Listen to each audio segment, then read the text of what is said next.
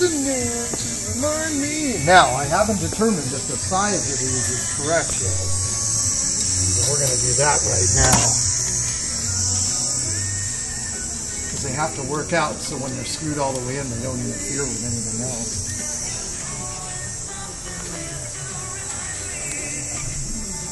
There it is. Yep, perfect height, dude. It's not going to interfere with anything.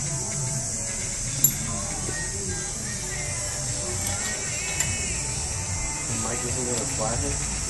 Huh? Little flathead? No, that's a 6-cylinder out of a 65 Mustang. This kid's first car. My friend is building a 65 Mustang. I like it. That was my first car.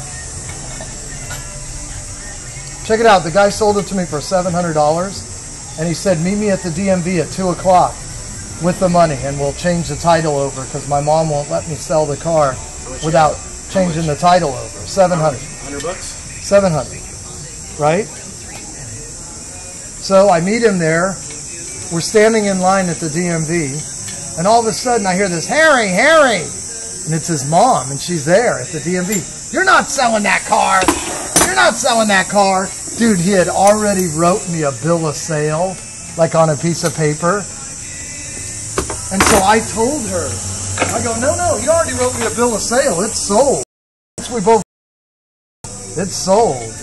And she tried to stop the sale. So if I wouldn't have got him to do the bill of sale, I wouldn't have got the car. So I got like a $3,000 car for $700.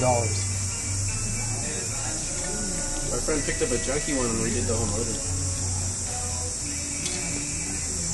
Sounds really nice. It's just junky body, obviously.